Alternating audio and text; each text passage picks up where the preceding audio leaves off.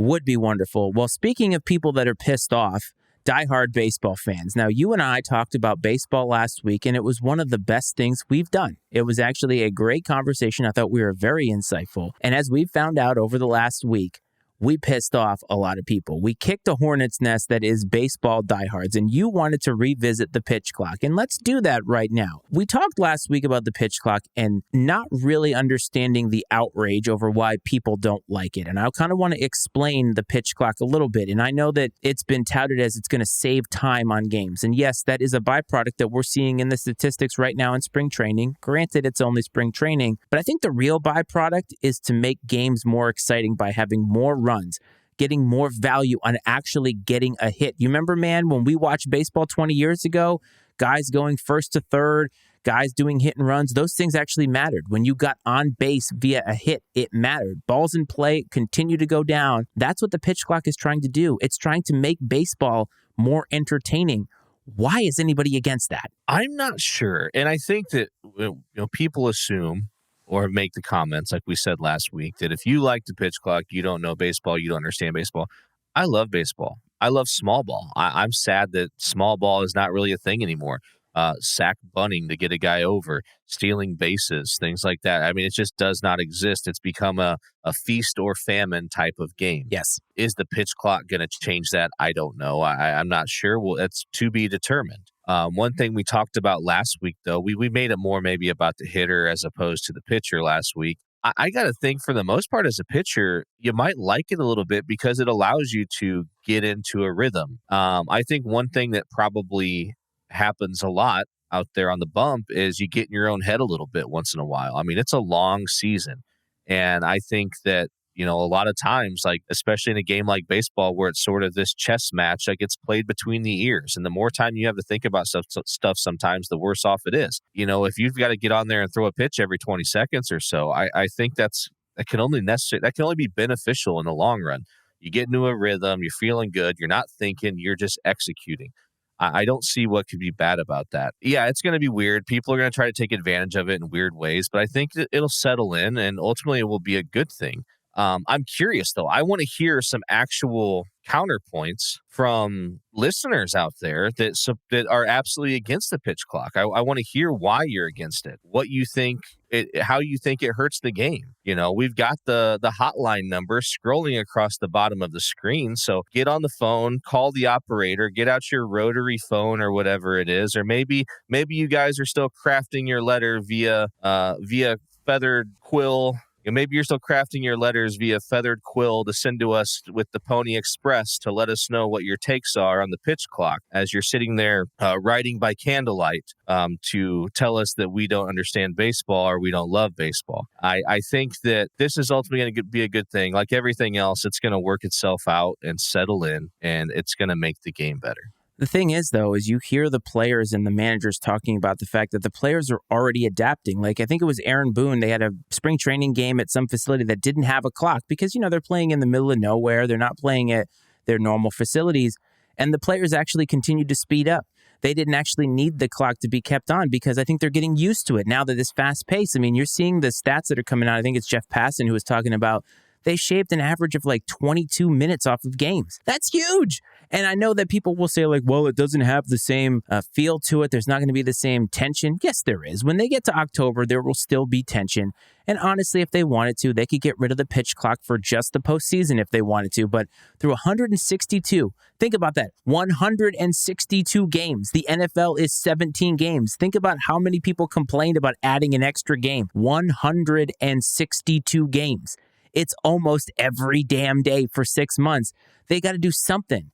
You can't watch every single game. It's just not feasible. And it's like baseball fans have gotten to this place, diehards I'm talking about, where they can't change anything. I don't understand that at all. I mean, to that point, you and I talked about Shohei Ohtani, and I asked a bunch of people offline, is Shohei Ohtani a great thing for baseball? And almost unanimously, everybody said he's probably the best thing that's ever happened to baseball. And yet you and I talk about it last week, and you get more people disliking that take than liking that take. Like, these can't be real baseball fans, can they? I wouldn't think so. I mean, we said it last week, evolve or die.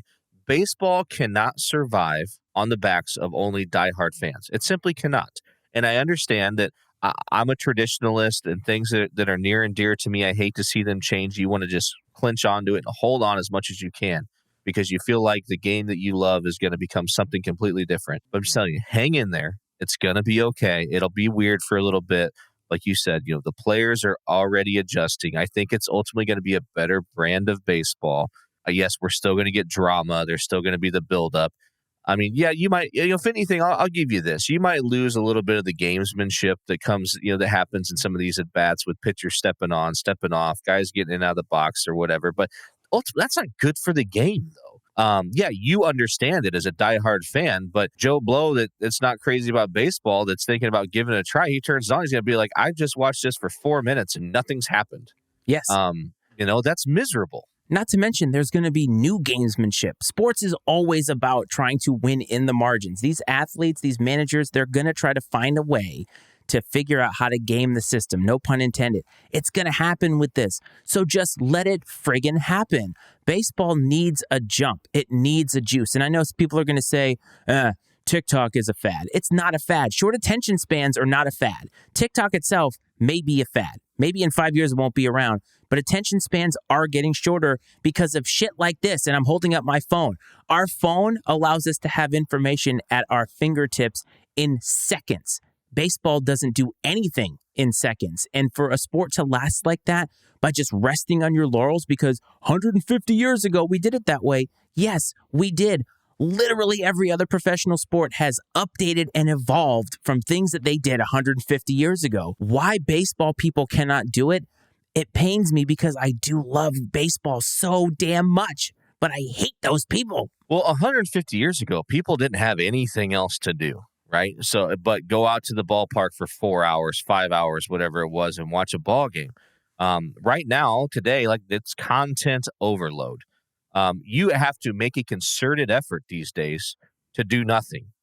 You really have to try to just avoid anything and do nothing. But talking about other sports evolving, once upon a time, they didn't wear helmets in football. I would say that was a pretty good change.